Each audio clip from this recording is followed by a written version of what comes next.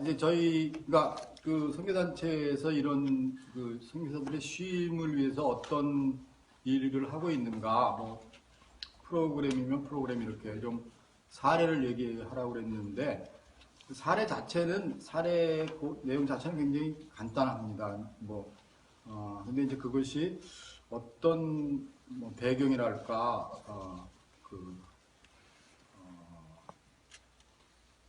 어떤 것을 염두에 두고 이루어졌는가 하는 것을 좀 정리를 해봤고요. 그리고 이제 뒷부분에 가서는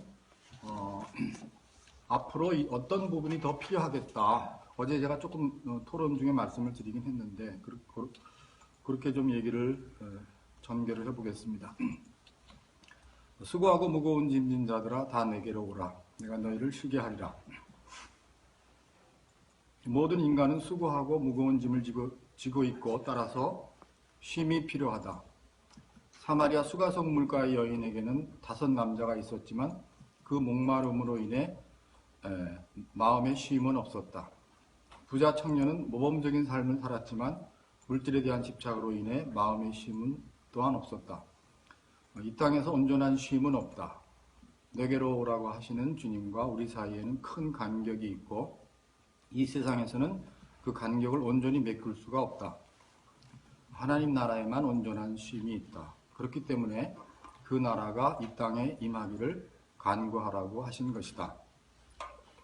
쉼을 얻기 위해서는 내게로 오라고 하시는 주님의 초청에 응하는 것과 아울러 창조주 하나님이 설계하신 인간의 본래의 모습으로 돌아가는 것도 필요하다. 어떤 분이 쉼을 그렇게 정의했더라고요. 그 창조주 하나님이 설계하신 인간의 본래 모습으로 돌아가는 것이 쉼이다.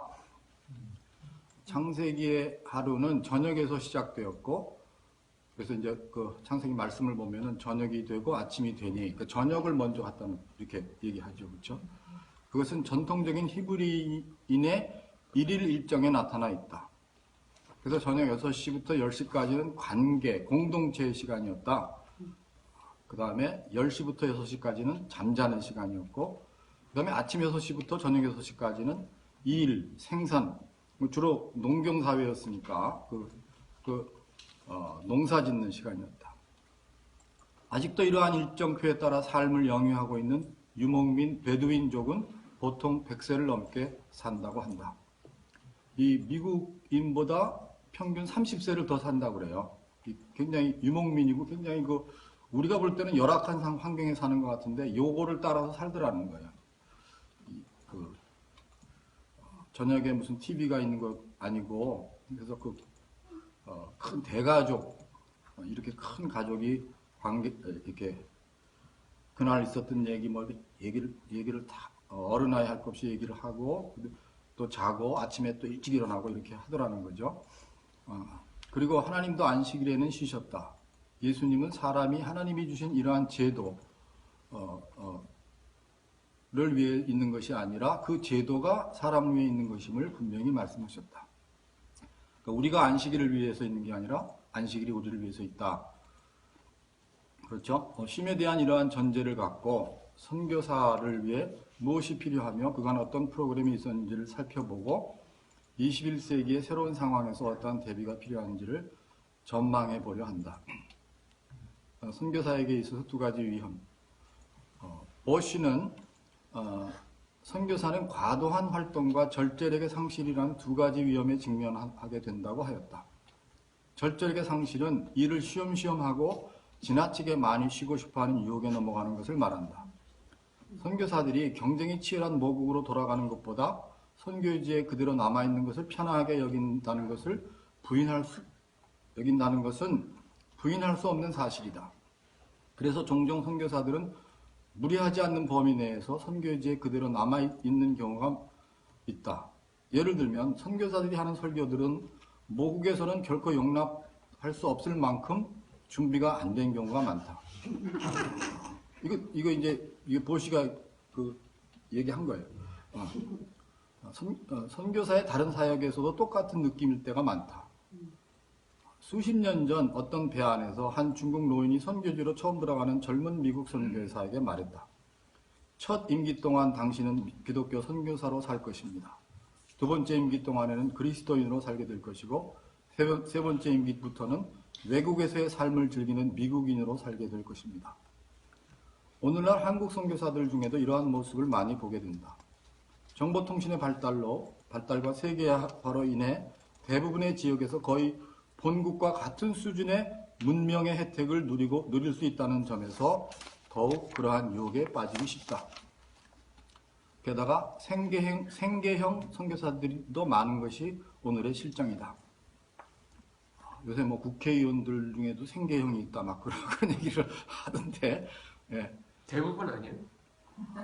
이건 중계를 중단해야 될 것 같습니다. 우리가 보통 과도한 사역을 하는 이들에게 쉼의 필요를 얘기하지만 이렇게 살아가는 이들의 마음에도 쉼은 없다. 사실 뭐 그렇게 뭐라 그럴까요? 일도 제대로 안 하고 그런 사람들은 쉼이 있겠냐? 그럼 꼭 그렇지는 않을 것 같다는 거죠. 그렇지만 여기서 우리가 주목하려고 하는 것은 과도한 사역으로 인해 어려움을 겪는 경우이다. 보시는 과도한 활동과 과도한 개입의 문제라고 하였다. 개입이란 말이 좀 그쵸? 인볼브먼트라는 이게 들어가서 이렇게 몰두하는 걸 말하는 것 같은데, 다양한 사역으로 인해 정신없이 바쁘게 지내다 보니 그 분주함 속에서 전체를 조망할 수 있는 안목은 물론 더 나아가 정신적 건강, sanity라고 했는데 정신적 건강마저 잃게 되는 상황을 지적하고 있다. 아직 못다한 일에 대한 부담감을 늘 갖고 있고 책임을 다하지 못하였다고 자책하면서 자신을 몰아치곤 한다. 그렇게 되면 그리스도인으로서 누릴 수 있는 삶의 기쁨은 실종된 상태가 된다. 우리의 삶이 악과 부정, 어둠과 비참함과 싸우는 전쟁터같이 되어버린다면 마음의 평안을 강탈하도록 스스로 허락한 셈이다. 그리스도인으로서의 마음의 평안이 없는 사역은 무의미한 것이 아닌가. 그리하여 우리의 사역은 그 사역을 시작하게 하고 계속 근원적인 힘이 되어주어야 할 하나님의 부드럽고 친밀한 사랑으로부터 쉽사리 멀어지게 된다. 버시는 이러한 두 가지 유형의 위험에서 벗어나려면 제3의 길로 가야 한다고 말한다. 그 길은 누구든지 나를 따라오려거든 자기를 부인하고 자기 십자가를 지고 나를 따를 것이니라. 그 자기 부인이죠. 는 말씀과 수고하고 무거운 짐진 자들아 다 내게로 오라. 내가 너희를 쉬게 하리라. 그러니까 우리가 십자가를 지는 그런 십자가를 지는 것은 힘들고 그럴 수 있잖아요. 그렇죠? 그 두 가지 말씀의 근거를 두고서 얘기한다는 거죠. 즉 우리 자신을 사람들에게 전적으로 내어주면서도 full surrender라는 표현을 쓰는데 전적으로 내어주면서도 하나님이 주시는 평안을 누리는 부드러운 긴장 상태 속에서 살아가는 것을 말한다. 이 둘 사이의 긴장 상태, 부드러운 긴장 상태라고 표현했는데 그 긴장 상태에서 살아가는 게 맞다는 거죠. 어느 한쪽으로 가는 게 아니라 동시적인 이중 활동이 이루어져야 한다는 것이다. simultaneous double movement 이렇게 표현했는데, 그러니까 이 둘 사이에서 동시적으로 긴장 상태를 갖고 사는 것이 맞다 이렇게 표현한 거죠. 이는 우리가 사도 바울이 말한 것처럼 우리 자신의 한계와 무능력을 긍정적으로 받아들이고 하나님께서는 우리가 그러한 약점을 안고 살아간다는 점을 전혀 개의치 않으심을 믿는다는 것을 말한다. 우리가 그런 약점을 안고 그렇게 살고 있다는 거, 그 하나님이 전혀 그렇게 살면 안 돼, 그렇게 생각하시지 않는다는 거죠. 선교사로 살아간다는 것은 결코 쉬운 일이 아니며 큰 대가를 치러야 하는 일이지만 그러한 책임을 감당할 수 있는 다른 길은 없다. 그래서 이런 그 선교사가 어떤 위험 속에 있는가 그런 걸 좀 생각해 보면서 저희 이제 프로그램을 한두 가지 좀 소개를 하면, 이제 우선 뭐 우리가 다 그 안식년과 휴가 그런 그 정책도 있잖아요, 그렇죠? 그래서 대부분의 선교사들은 4년에 한 번씩 안식년을 갖는다. 많은 선교사 파송기관은 또한 선교사들의 휴가에 관한 규정을 가지고 있다. 이러한 전통적인 제도는 선교사들이 고국을 떠나 타문화권에 살며 사역하는 것이 고국에 있을 때보다 더 어렵고 힘들다는 것을 전제로 하여 생겨난 것이다. 그러나 안식년을 맞아 고국에 돌아온 선교사들은 안식년이 아니라 안쉴년이 되었다고 호소하고 오히려 선교지에 가야 쉴 수 있다는 말을 한 것을 본다. 빨리 선교지 가야 쉰다 이렇게 말하더라고요. 진짜로. 그리고 선교사들이 자녀 교육을 위해 아이들의 방학 기간에만 안식년과 휴가를 갖는 것을 많이 보게 된다. 점점 많아지는 것 같아요.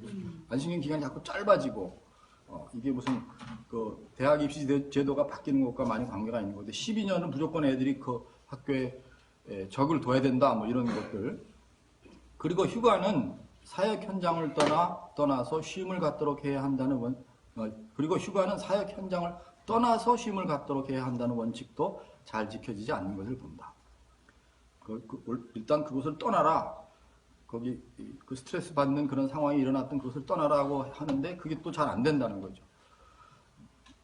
이제 안식년과 휴가와 같은 제도를 보다 현실에 맞게 바꾸고 실효성 있게 만들어야 될 때가 되었다고 생각한다. 그러니까 이런 것들이 이제 전통적인 그런 것들은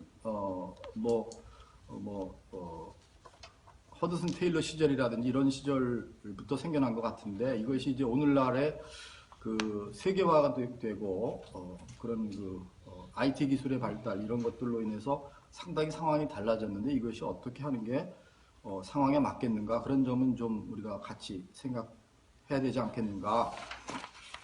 그다음 두 번째 근데 이제 한국 선교사들이 어떠냐 하는 것을 조금 더 생각해 보면 크림의 조사 연구에 의하면 한국 선교사들은 과업지향적으로 사역의 진전 여부에 만족감이 좌우되는 특징이 있다고 한다. 일을 얼마나 자기가 성취했다고 생각하느냐 그거에 의해서 만족감을 갖기도 하고 못 갖기도 하고 이러더라는 거죠. 일에 몰두하지만 안식년 제도를 규정대로 잘 활용하지도 못하고 있기 때문에 과로로 지치기 쉽다고 하였다. 한국 선교사들이 그렇다는 거예요. 안식년 그 제도도 그 규정대로 안 따르고 있다는 거죠. 정서적으로도 어려움을 겪고 있으며 대인 관계도 쉽지 않은데 가정 안에서 이러한 어려움이 해소되지 못하고 있다. 그 조사 연구 결과가 그렇게 돼 있다는 겁니다. 재정적으로 여유가 없는 상황도 스트레스 요인이 되고 있고 첫 임기 동안에는 동료들과의 관계로 인해 많은 어려움을 겪고 있다. 한국 선교사들의 이러한 현실은 선교사들이 마음에 무거운 짐을 내려놓고 쉬지 못하고 있고 쉴 수 있는 충분한 시간도 확보하고 있지 못하며 쉴 수 있는 적절한 환경 속에 들어가기도 어려움을 말해준다. 이러한 특성을 고려할 때 한국 선교사들에게는 특별한 프로그램을 통해서가 아니라 제도화된 멤버 케어 전반의 수준을 높이는 것이 필요하지만 이걸 무슨 몇 가지 프로그램으로는 안 되고 멤버 케어의 그 수준 자체를 우선 높여야 된다. 여기서는 이번 포럼의 주제에 맞추어 훈련기관과 파송단체 프로그램 케이스를 통해 어떻게 이루어지고 있는지를 살펴보도록 하겠다. 그래서 우선 GMTC의 경우 훈련 과정에서 이런 것들이 어떻게 다뤄지고 있는가 제가 일부만 소개한다고 해야 될 것 같은데요. 타문화권 사역자들은 문화적 차이에서 오는 어려움이라는 짐과 함께 각자의 성장 과정에서 형성된 심리적, 정서적 짐을 지고 선교지로 가게 된다. 심리적, 정서적 짐은 선교사로 하여금 마음의 쉼을 갖는 데 장애가 된다. 훈련기관인 GMTC의 경우 훈련생의 성장 과정에서 형성된 심리적, 정서적 짐을 최소화할 수 있도록 하기 위해 훈련을 시작하면서 제일 먼저 몇 가지 심리 검사와 아울러 나는 누구인가라는 시간을 통해 훈련생 각자의 성장 배경과 과정을 함께 나누는 시간을 갖는다. 일주일 정도 계속되는 이 시간을 통해 훈련생 각자는 자신에 대해 되돌아보게 되고 튜터 등 스태프들은 각 훈련생에 대해 심도 있게 알게 된다. 스태프들은 이러한 시간을 가진 이후 훈련 기간 내내 처음의 모습이 어떻게 달라지고 있는가를 살피고 필요한 부분의 지원과 격려를 하게 된다. 5개월 정도의 훈련 기간 동안에 어떤 극적인 변화를 기대한다기보다는 평생을 두고 계속 변화해 갈 수 있는 계기가 될 수 있도록 하려는 것이 이 훈련의 목표이다. 그래서 우리가 그런 얘기를 합니다. 이제 그 GMTC의 3층에 그 클래스룸이 3층에 있죠. 강의실이 3층에 있는데 우리가 GMTC의 훈련은 3층에서 이루어지는 게 아니라 2층과 1층에서 이루어진다. 그러니까 2층, 1층 지하 식당에서 이루어진다. 그런 말을 좀 하는데 그 말은 뭐냐면은 그 히든 커리큘럼이 있다는 거죠. 사실 그러니까 그 강의실에서 이루어지는 거가 아니고 그거는 사실은 굉장히 일부분에 지나지 않고 그 교수와 스태프들과의 만남, 그래서 거기서 사람을 어떻게 대해야 되는지, 아이들을 어떻게 대해야 되는지, 또 부부가 어떻게 존중해야 되는지, 뭐 이런 것들. 또 1층에 이제 그 아이들 유치원이 있어가지고 거기서 아이들을 어떻게 케어하고 이런 것들. 지하 식당에서 또 이제 그 캐피테리아의 식사하는 일, 이런 것들을 통해서 이루어지는 것이 훨씬 더 중요하다. 그런 점에서 3층이 아니라 다른 층에서 이루어진다 이런 말을 하는데 그런 것들이 이제 아마 GMTC의 강점인 것 같아요. 4번 이제 저희 파송기관 호프와 GBT의 여성 사역자들을 위한 리트릿 프로그램. 이게 왜 여성 사역자들만 했냐? 뭐 제가 정한 건 아닌데 이제 저는 이제 여기 초청 받아서 와서 좀 이 프로그램에 저는 말씀을 전해달라. 그리고 이제 제 아내가 가서 상담을 해주고 이렇게 두 사람이 같이 가서 이제 프로그램을 3박 4일 이 정도를 이제 하고 돌아왔는데 그 보니까 저는 이제 본부 사역을 오래 하면서 이제 깨달은 것 중에 하나가 뭐냐면은 그 선교사들 부부에 있어서는 부인 쪽이 훨씬 더 중요하더라고요. 그러니까 남편에게 어려움이 있잖아요. 남편에게 좀 문제가 있어. 우리 손선교사님이 대표적인 경우인데 남편에게 좀 어려운 문제가 있더라도 부인이 잘하면은요 그 집은 문제가 없어요. 잘 굴러가요. 그렇잖아. 근데 반대인 경우는 이거 굉장히 어려워요. 부인이 문제가 있는데 남편은 잘한다. 그러면 근데 그 집은요 깨지는 경우가 굉장히 많아요. 그러니까 저희가 이제 면접할 때도 그렇고 사람을 고를 때 그 부인이 어떤가 하는 게 굉장히 중요하더라고요. 남편도 물론 중요하지만 남편이 좀 힘든 점이 있어도 부인이 잘하고 있으면 그 집은 그래도 해결책이 있어요. 근데 이제 그 반대인 경우에 해결책이 없어요. 그래서 그 여성 사역자들을 잘 돌보 뭐 그래서 그랬던 건 아니지만 하여튼 그게 중요하더라는 거죠. 왜 자꾸 째려봐 근데.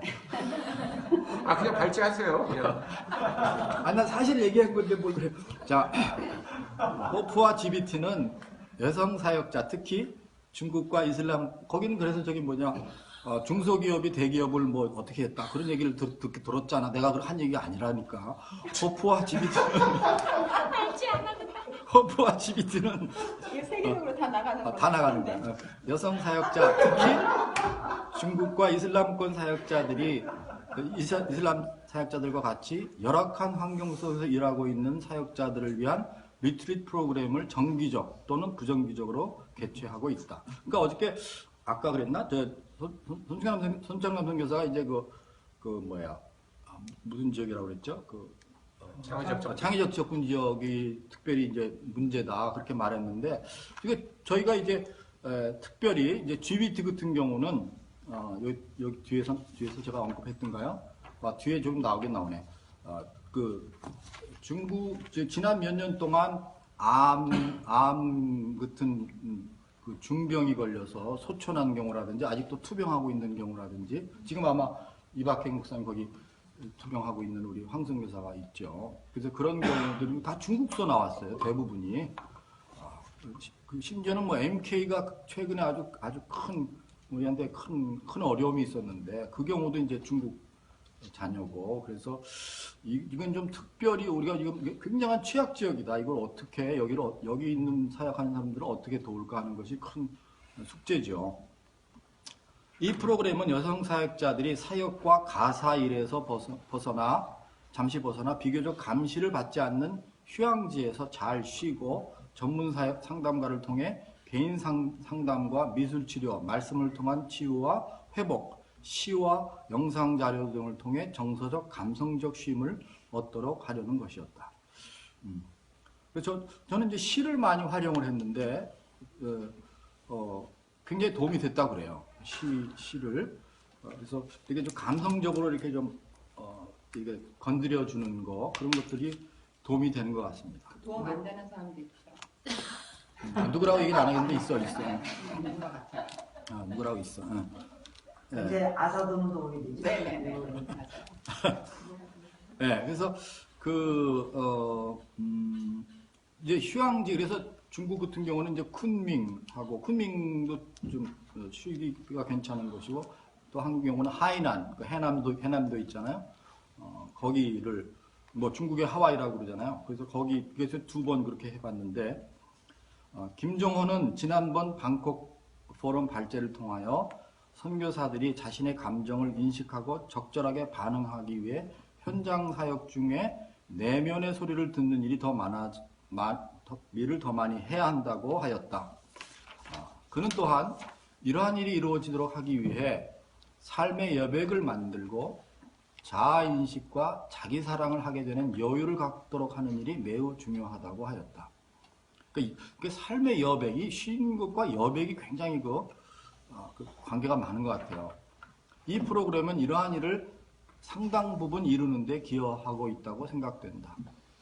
이러한 프로그램을 통해 선교사들은 공동체를 이루고 있다는 강한 유대감과 동병상련의 동질감을 얻게 되며 그런 것을 맛보게 되고 헤어진 후에도 상호 격려하고 지원하는 일이 계속됨을 보았다. 그래서 여기 이게 하이난에서 했던 이제 우리 GBT 선교사들하고 같이 했던 그 프로그램 일정표를 이렇게 좀 이게 PDF로 왔든가 그래서 이렇게 좀 사진 파일로밖에 옮기지 못했는데 이거를 좀 뭐 별로 도움은 안 될 것 같은데 하여튼 어떻게 시간을 썼는지 그러니까 개인 상담, 미술 치료 또 상담을 조금 강의도 조금 몇 번 하고 그다음에 저는 이제 말씀으로 주로 같이 시간을 같이 가졌고요. 그다음에 이제 나가서 쉬는 거. 이제 하이난 같은 경우도 이제 온천이 있어가지고 그 온천 애들도 가고 그렇게 했습니다. 이거 중국 분들이 만든 차트예요? 네. 우리 선교사들이 만든 차트. 왜 웃어? 아니 이게 분들이 이제 이렇게 보완하려고 묵상하고 기억 이거 해서 밑에는 찬양 보완한다고 김 선생님 해놓고 또 밑에는 이연석 뭐가 안 맞아, 그치?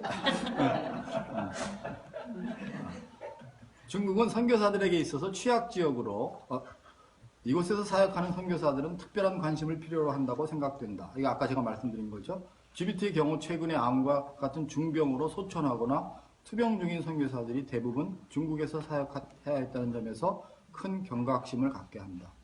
이러한 지역에서 사역하는 선교사들이 스트레스와 과중한 부담에서 노연하도록 하기 위해 다양한 프로그램이 개발되어야 할 것으로 생각된다.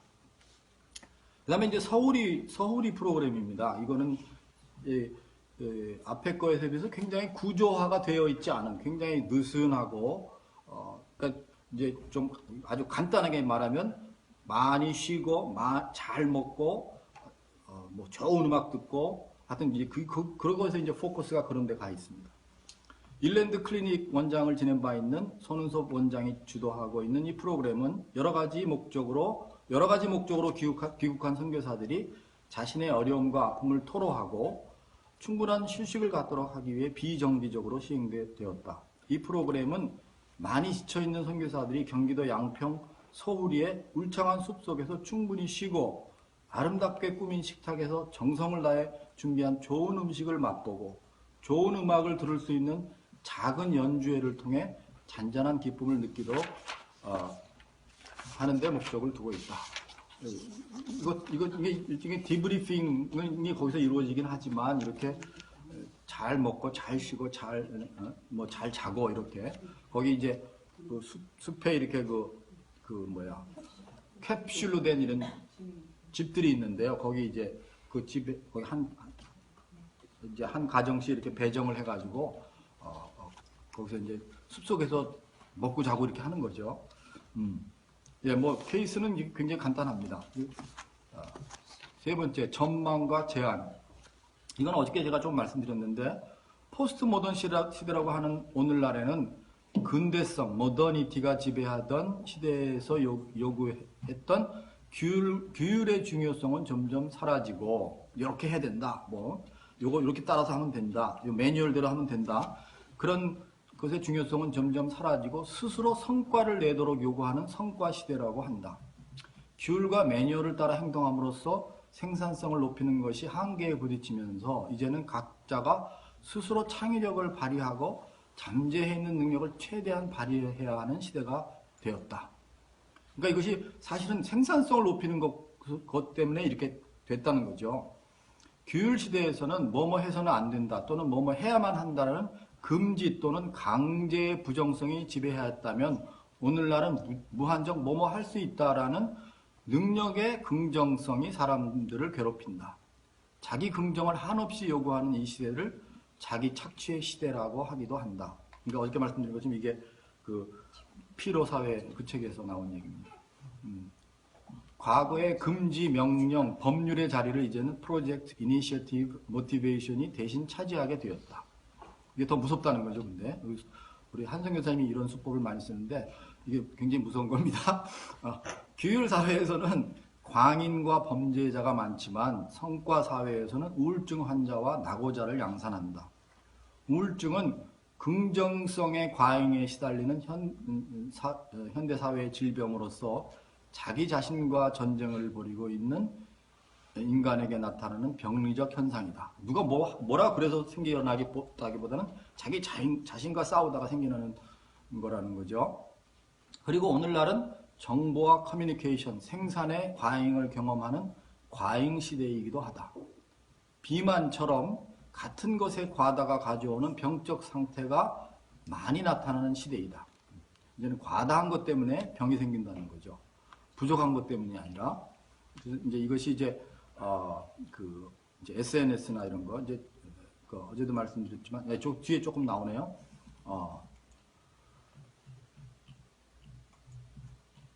부족한 것은 노력하여 채우면 되지만, 과다한 것, 넘치는 것은, 이제 이 중독 현상도 이제 그런 거라고 할 수 있겠죠. 과다한 것에서 오는 문제는 본능과 싸워야 해결할 수 있다는 점에서 아주 어려운 싸움이다. 그러니까 이제 하면 된다라는 시대는 지나갔다는 거죠. 열심히 하면 된다. 그건 아니라는 거예요. 열심히 안 해서 문제가 되는 시대가 아니라는 거죠. 그래서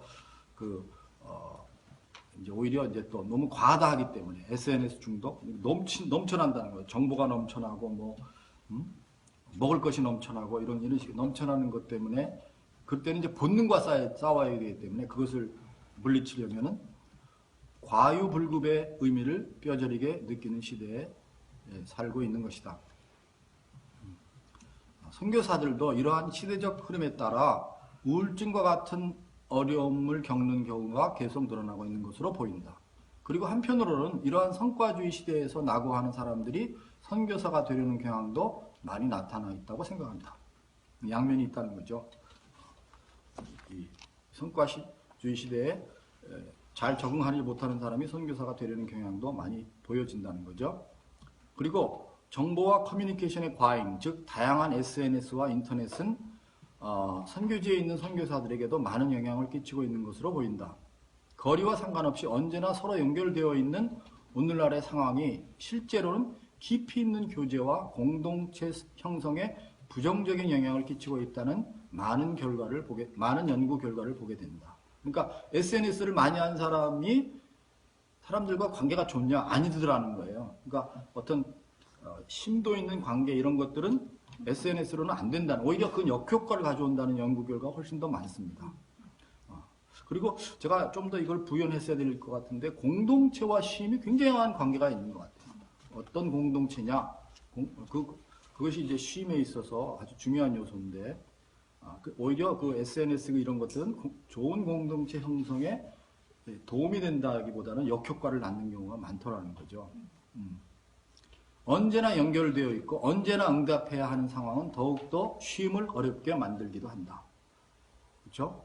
이렇게 그 아무 때나 카톡 하면 또 빨리 봐야 될 것 같고 내가 대답해야 될 것 같고 어제도 말씀드렸지만 직장인들은 휴가지에 가서도 뭐 카톡방에서 자기 팀에서 연락이 오면은 일을 해줘야 되는 그런 상황이기 때문에 휴양지에 가서도 휴가 가서도 못 쉰다 그런 호소들을 우리가 많이 보게 되는데 그런 점에서 선교사들도 이제 우리가 이제 거의 뭐 공간의 제약을 안 받잖아요. 그렇죠? 거리는 의미가 없어져서 어디 있든지 그냥 실시간으로 다들 이렇게 연결하고 얘기하고 이렇게 하는데 그것이 오히려 쉼에 방해가 될 수 있는 요소가 된다는 거죠.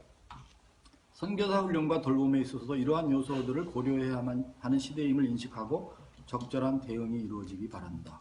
그러니까 우리가 이런 변화가 우리한테 일어나고 있는데 이런 것들도 우리가 이걸 뭐 규정화해야 되는 건 아닌 것 같은데 하여튼 이런 것들에 대한 우리들이 그 새로운 문제인데 이것을 우리가 좀 깊이 생각해야 되지 않겠는가 하는 제안을 드리는 겁니다.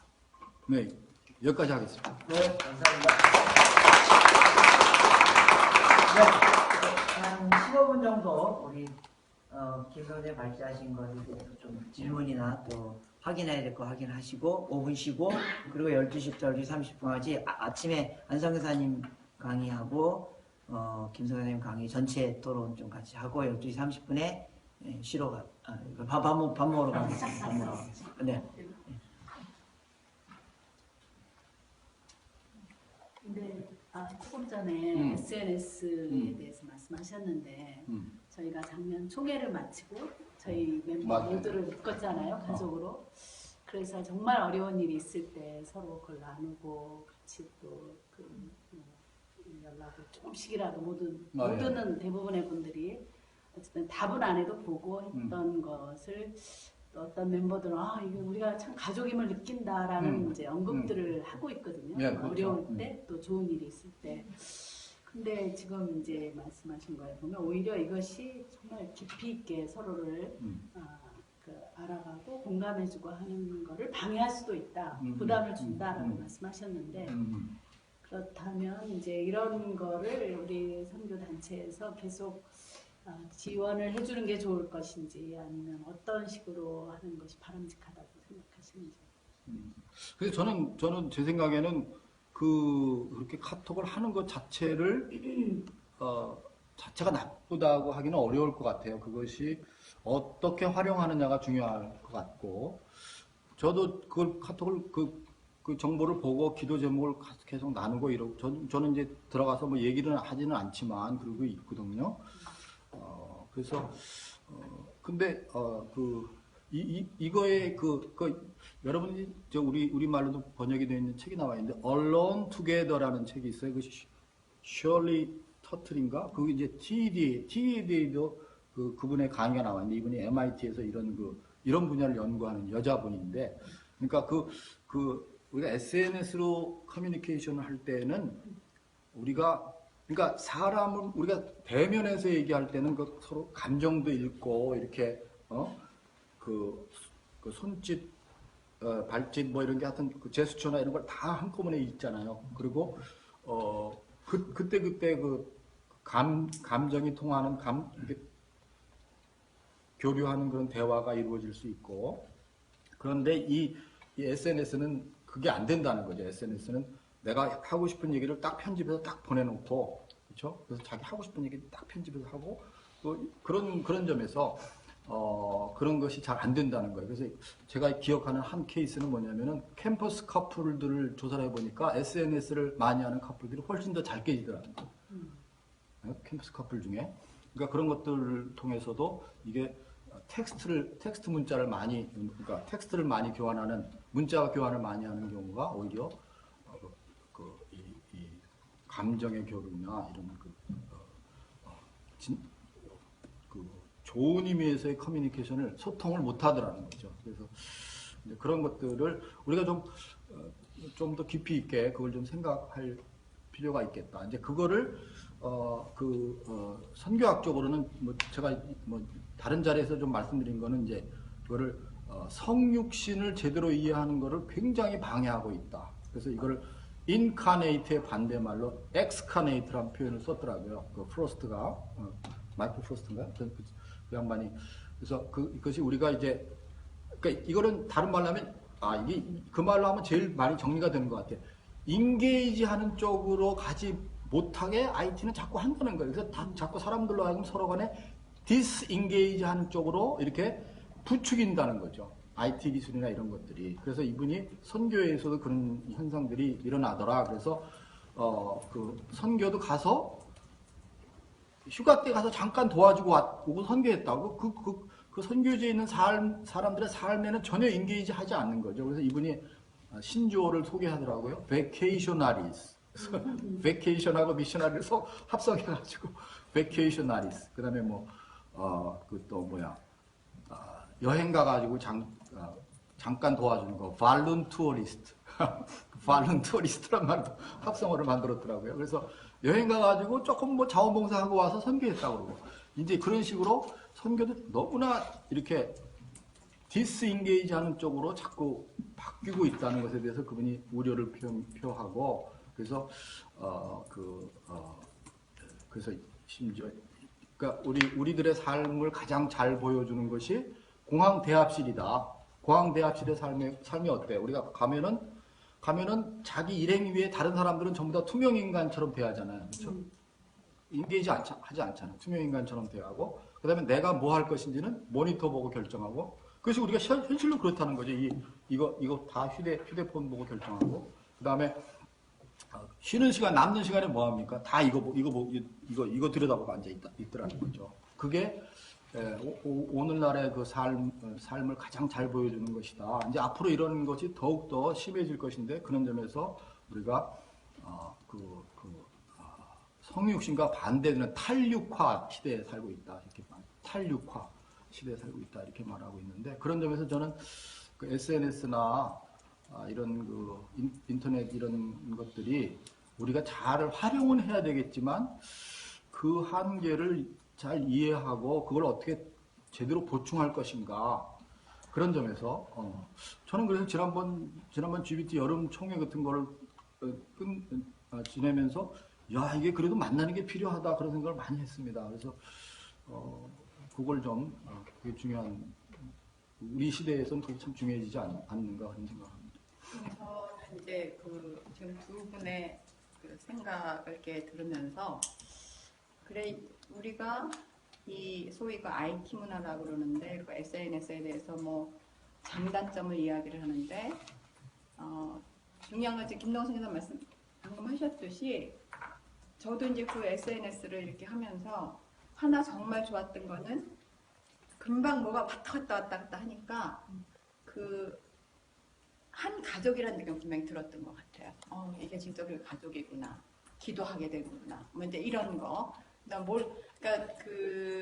벌써 이제 저희가 GBT에서 한 주에 한 번씩 기도 제목을 매번 나누는데, 제가 그걸 보면서 느끼는 건 뭐냐면, 그 기도의 그러니까 특별한 기도 제목 세 가지는 거의 뭐 문자 하나 페이지랑 똑같아요. 뭐 누가 지금 이렇다 지금 이제 아픈 사람들의 이거를 조금 더 이렇게 좀 물어보고 좀 하면 안 될까라는 생각을 하긴 하지만, 뭐 그건 이제 제가 이제 국내 사역을 하는 사람이 아니니까 더 이상 말은 할 수 없는데, 근데 이제 이 SNS는 그건 아니더라는 거죠. 더 오니까. 근데 이제 지금 그 과유불급이라는 이야기를 하면서 정말 그렇구나라는 생각을 많이 하는데, 제가 최근에 뭐 조금 이제 다른 얘기일 수는 있지만, 저희 이제 GBT 멤버 한 분이 그러면 어려움을 겪으신 분한테 제가 이렇게 카드를 보낸 적이 있어요. 그랬더니 그분이 또 바로 저한테 카드를 보냈는데, 거기에 뭐라고 얘기하면, 옛날 방식으로 카드를 받아보니까 다른 기분이다. 너무 좋더라. 아날로그 방식. 그렇죠. 그 이야기를 이제 이렇게 들으면서, 우리가 굉장히 잊고 있었던 것을 지금 뭐 향수라 그러면 어떨지 모르지만, 근데 이제 제가 얘기하고 싶은 건 제가 카드본에 잘했다 이런 거라기보다는 지금 이제 그 SNS의 어떤 그 단점을 얘기해서 이제 어그리한다는 부분에서 말씀드리고 싶은 게 뭐냐면, 근데 막상 그분하고 제가 만나면 무슨 이야기를 할 수 있을까?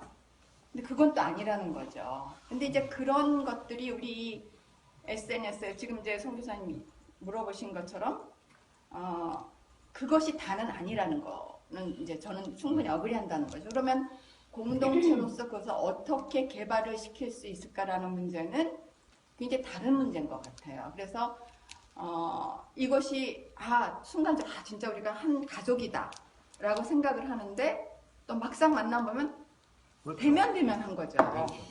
굉장히 대면대면한 것 같아서 그 지난번에 우리 여선교사 최근에 저희 GBT 산 그 남편을 암으로 잃으신 그 선교사님하고 그 한 뭐 20명인가 한번 모여서 이야기를 했던데 그분의 그 말씀이 그런 얘기를 하시더라고요. 조금 이제 다른 부분인데 이렇게 남편이 잃고 있으니까 이제 주위에서 자꾸 만나자고 이야기를 한다는 거예요. 근데 이분의 그 말씀 속에는 그러니까 이분의 마음속에 뭐라고 이야기를 생각이 드냐면 너 지금 그렇게 말하지만 그건 내가 말만이라 그때 그 얘기했잖아. 말만인 것 같다는 건 내가 알아. 근데 그게 뭐 어떤 그렇죠. 그 비터네스라기보다 지금 이 사회가 다 그러니까. 그래서 그 얘기를 제가 들으면서 굉장히 많은 생각을 순간이지만 하게 되더라고요. 나도 그 중에 하나일 수 있겠다. 저도 그분 만나면 좀 만나서 얘기하고 싶기도 하고 뭐 이러지만 또 막상 내가 돌아가는 삶이 너무 바쁘니까 그게 쉽지가 않다는 거죠. 그래서 저도 이제 그 오늘 오후에 발표할 그것에 어떤 그 공동체라는 그 중요성을 얘기를 하는데 이 SNS가 분명히 이건 저희가 IT가 또 하나님이 주신 어떤 그 뭐라 그럴까요? IT의 개발로 인해서 하나됨을 느껴진다지만 이게 다는 아니라는 그 전제가 깔려 있다면 저희가 조금 더 그러면 우리가 그 다음 어떻게 할 것이라는 그 노력 혹은 연구 뭐 이런 게 나올 것 같은데 지금 이 SNS 하나 때문에 이게 진짜 우리는 하나야 이러는 걸로 그냥 그친다면 김동환 선교사 말씀하신 그런 거 어려움은 있을 것 같아요. 그래서 두 번째 느껴지는 거가 이제 제 예를 좀 들어볼게요. 그냥. 그러니까 이번에 이제 저가 그 네팔에 갔을 때도 사람들이 얘기를 하는 거가 정말 그 SNS나 이제 이것 때문에 생사를 알지 못하는데 이제 그걸 통해서 그것만은 이제 됐잖아요. 전기도 끊어지고 그랬지만 그래서 이제 그거를 통해서 생사를 알게 되고 그랬는데 이제 어떤 선교사님은 이제 이게 뭐 3G인가 뭐 4G인가 뭐 그런 거가 안 되는 선교사님이 계셔가지고 그분들은 생사를 알지 못하는데 연락도 안 되고 막 이러니까 굉장히 안타까웠다는 얘기를 해요. 그래서 분명히 이제 이런 SNS가 굉장히 좋은 역할을 하고 그런데 반면에 저는 이제 이런 측면에서 한번 봤으면 좋겠어요. 이 SNS가 우리가 그 히어앤나우를 못 살게 한다. 그러니까 제가 경험이 이제 이번에 우리 아들을 보러 이제 갔었는데 정말 그 오랜만에 아들을 봤고 그래서 이제 물론 이제 형제들을 만나고 이제 거길 갔는데 그러면 아들하고 지금 시간을 보내야 되잖아요. 근데 금방 우리 형제들이랑 이제 헤어진 거예요. 그러다 보니까 이제 그 형제들하고 SNS를 제가 이제 하루 있느라고 얘랑 시간을 못 갖는 거예요. 그거를 제가 딱 깨달았어요. 이거 얼마나 바보 같은 일이 있나. 지금 나는 이제 또 며칠 있으면 금방 이제 떠나야 되는데 아들하고 시간을 보내는 게 더 중요한데 내가 이거 SNS를 하면서 그 사람들하고 연결하고 있구나. 그러니까 이 SNS는 어떻게 보면 연결을 우리를 잘 시켜주는데 어쩌면은 지금 히어앤나우에서 내가 정말 옆에 사람들과 누려야 할 그거는 내가 못 누리고 있는 그거가 진짜 큰 문제인 것 같다. 그래서 저는 이제 뭐 SNS가 아니더라도 우리가 쉼을 누리지 못하는 거가 어떻게 보면 히어앤나우에서 우리가 사는 거 이것들을 좀 하는 그런 측면에서 또 좀 보아야 할 부분이 있지 않을까 하는 생각이 좀 들었습니다. 이제 선생 말씀하신 거에서 이제 그러니까 우리가 깊은 교제가 있는 게 공동체의 중요성, 그러니까 서로 인게이지한 공동체는 그 삶을 나눈다. 다른 말로 하면 그 서로가 그 삶에 인게이지 하는 거죠. 그 안에서. 그게 이루어져야 되는데, 이제 SNS는 아까 말씀드린 것처럼 내가 그쪽에서 뭐라고 딱 연락이 왔길래 딱 내가 위해서 기도하겠습니다. 마음을 같이 합니다. 그거를 표현하긴 했지만, 잘못하면 뭐야? 내가 그거 보내놓고 나는 이제 할 바를 다 했다. 이렇게 되기가 쉽다는 거죠. 그래서 깊이 있게, 그러면 내가 이 사람에 대해서 더 알고, 이제 아까 만났을 때, 오히려 만났을 때는 굉장히 대면 하더라. 그 말은 뭐냐면, SNS를 통해서 관계가 깊어진 건 아니라는 거예요. 그러니까 그런 점에서는 우리가 관계가 깊어지게 하는 것과 SNS를 하는 것은, 그러니까 SNS는 그냥 정보를 교환하는, 뉴스를 나누는 정도지, 그 삶에 깊이 서로를 삶을 이렇게 타치하고 이러는 거는 아니지 않냐. 이제 그런 점에서 우리가 그 균형을 그걸 필요하다. 그래서 우리가 잘못하면 아까 말한 것처럼 히어앤나우를 못 살고 계속해서 저쪽과 연결되어 있는 거 신경 쓰고 내 옆에 있는 가족들은 신경 안 쓰고 SNS는 지금 대답하느라고 바쁘고 이럴 수 있잖아요. 이제 그런 것들이 아마 좀 어려운 점이 되는 것 같아요. 네, 저 한마디만 좀 될까요? 사실 오늘 발표를 통해서 선교 단체가 우리 단체를 섬기는 분들이 쉼에 대해서 선교사의 쉼에 대해서 어떤 마음을 갖고 있는지를 들을 수 있는 기회라 참 좋았어요. 근데 지금 여기에 보면 이제 과업지향적이다 선교사님들이 그런 말씀하셨는데 과연 그 선교 단체 대표들, 단체들이 보기에 우리 선교사님들이 과업지향적으로 노력하고 있는 그 과업이라고 하는 일들이 개인적인 야망인지 그런 것도 될 수 있잖아요. 잘못하면 또 정말 그 선교사로서 자기에게 주어진 사명이 여러 가지가 있을 수 있잖아요. 다양한 예. 이게 제대로 구별이 안 되니까 사실 쉼과 보혜과 이게 제대로 안 되는 부분이 참 많거든요. 그런 면에서 제가 드리고 싶은 질문은 우리가 지금 하고 있는 일들이 정말 이 과업이 어떤 차원에서 과업지향적으로 잘 이루어지고 있다고 생각하는지 그거와 신은 또 어떤 관계를 갖고 이렇게 좀 추천하고 또 얘기하고 싶은지 이 말씀을 좀 첫째 묻고 싶고요. 사실은 SNS 지금 말씀하셨는데 단체들에 소속된 소속감을 가진 공동체가 SNS를 통해서 나누는 교제와 저희 같이 이제 아무 어떤 그 서로 간의 묶임이 없이 서로 교제하고 함께 지내는 지역에서 서로 정보를 나누면서 함께 돕는 차원에서의 SNS는 전혀 다른 역할을 하거든요. 저희 같은 경우는 아주 좋은 일들이 참 많아요. 가령 예를 들어서 선교사님이 어떤 물건이 있는데 이거를 좀 나누고 싶다.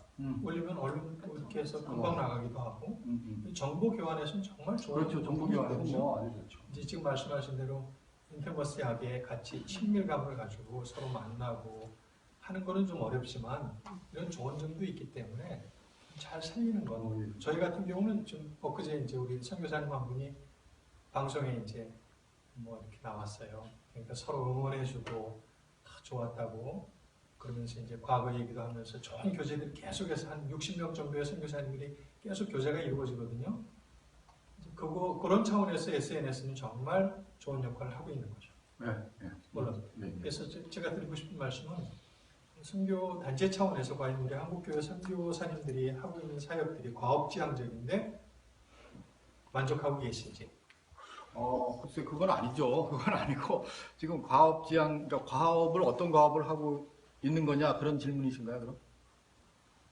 그와 쉼과 연결해서. 글쎄, 근데 이제 뭐 우리가, 아마 이거는 뭐 강대영 목사님이나 우리 임태순 형제나 우리 윤복현 선생님이 이렇게 대답하시는 게 더 맞을 것 같은데, 그러니까 우리가 뭐 조금 그랬잖아요, 옛날에. 뭐 우리가, 선교사들이 이 한국 교회에서 뭐 프로젝트를 하라고 해서 프로젝트 하는데 정신없이 한다.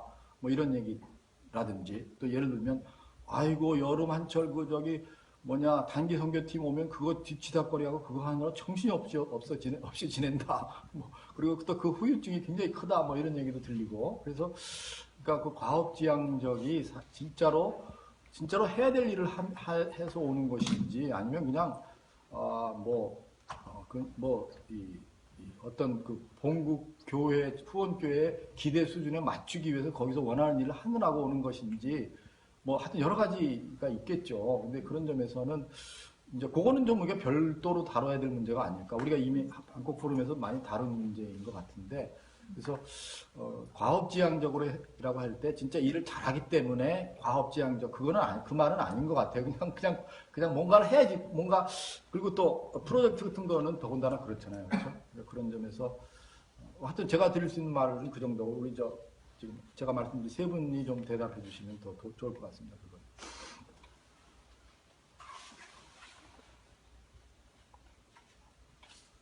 저는 그 카톡에 대한 제가 가지고 있는 생각은 긍정적인 것보다 부정적인 게 많은데요. 그 부정적인 것이 많은 이유는 이 카톡이 생긴 지 몇 년 안 됐잖아요. 그리고 확산이 한참 됐는데, 제가 다시 태국에 들어간 게 2013년 말이거든요. 2013년 12월 말에 다시 태국을 들어갔는데, 12년 12월 말에 제가 다시 태국에 들어갔는데, 들어가서 보니까 선교사들이 카톡으로 회의 아젠다를 내놓고 자기 의견을 내서 결정을 하고, 또 이제 카톡에다가 지금 카톡이 인벌브된 게 많잖아요. 지금 어떤 카톡은 한 400명 들어가 있는 카톡도 있어요. 그러니까 이제 지금 LA 선교대회 같은 거는 지금도 뭐 하루에도 몇십 개씩 오는데 380명 뭐 이러거든요. 그러니까 사람들이 거기 다 집어넣어가지고 하니까 5만 가지 얘기가 다 나오니까 이제 뭐 반응을 어떻게 보일 수가 없는 거예요. 반응을 보일 수도 없지만 그것을 이끌어가는 사람은 몇 사람이에요. 몇 사람들이 자기들의 의견을 계속 주고받고 이렇게 하는데, 그 카톡이 주는 긍정적인 영향은 제가 보기에는 인포메이션 공유밖에 없는 것 같다, 이렇게 정리를 했거든요. 그래서 카톡으로 연락이 많이 오면은 사실 거의 응답을 안 하는 거죠. 거의 응답을 안 하고 아주 중요한 것만 이거는 해야 되겠다 싶으면 한마디 하지만 거의 안 하거든요. 근데 선교사들은 요즘 젊은 사람들은 그 카톡이 또 쉬는 방법 중에 하나 같아요. 그래요? 네. 그러니까 SNS가 쉬는 방법 중에, 쉴 때 그거를 하는 사람들이 있고 그걸 하면서 휴식을 찾는 사람들도 있고, 그러니까 우리가 생각하고 있는 그 쉼의 고전적이고 전통적인 개념들이 지금 새로 나오는 선교사들에게는 별 이렇게 같이 가지 않는 그런 것들을 현장에서 경험을 하게 됩니다. 그래서 선교사님들이 과업 중심이라고 하는 말이라든가 SNS를 통해서 유익을 많이 얻고 가정과 같은 분위기를 느끼고 이런 것들이, 저는 다 이게 그 선교사들의 가지고 있는 그 역할이라든가 기능이라든가 또 어느 연도에 나왔는가 이런데 다 이게 좀 달라지지 않나, 이런 생각을 가지고 있기 때문에 한마디로 카톡의 기능이라든가 순기능, 역기능 이런 것들에 대해서 이렇게 전통적인 생각으로 나이 든 사람으로서의 의견을 얘기할 수는 있겠지만은 젊은 사람들은 또 다른 생각을 가지고 있기 때문에 좀 하여간 그런 생각을 가지고 있습니다. 그런데 저는 그 중독 현상이 있는 분들이 꽤 된다고 생각해요. 우리 선교 이렇게 하면은 계속 이거 손이 계속 이렇게 가 있지 않으면 불안한 사람도 있고. 그러니까 그런 점에서는 조금 전에 SNS를 통해서 쉰다는 게 사실은 중독 걸린 사람들은 그거 할 때 쉬는 거로 느끼거든요. 그러니까 그런 점에서는 좀 분별은 필요한 거 같아요. 분별은 필요한 거 같아요. 네. 그거 해야 쉬는 거야, 그 사람은. 이제 왜냐면 마음이 편안하니까 그때. 근데 사실 그건 좀 병적인 거죠. 그러니까 그거는 좀 그게 진짜 쉬는 거냐, 그건 좀 생각해 볼 문제죠. 진짜 우리 쉼이 필요한 것 같아요. 네, 그래서 이제 지금 어떻게 아까 지금 그러냐고 제가 여러분의 쉼을 위해서 잠깐 제가 30분 동안 바깥에 나갔다 왔습니다. 전화하는 게 쉼이죠? 네. 그래가지고 이제 어떻게 할까 이렇게 지금 혹시 아까 말씀하신 그 답이 안 네, 그래서 이제 제가 그 얘기를, 그래서 이제 그 과업, 중요한 질문을 장 목사님 하셔서 예. 그 얘기를 좀, 이렇게 팔로우 해야 될 것 같은데, 김동환 선생님이 질문의 의도를 잘 파악하지 못하신 것 같아가지고. 네, 아니, 그 얘기 좀 더 해야 될 것 방송이 같은데. 안 된다면 노골적으로 얘기하겠는데 그러니까. 방송되기 때문에 네, 그럼 끄고 할까요? 네. 오케이. 네, 끄고 가겠습니다. 그럼 여기까지, 여러분들 빠이빠이.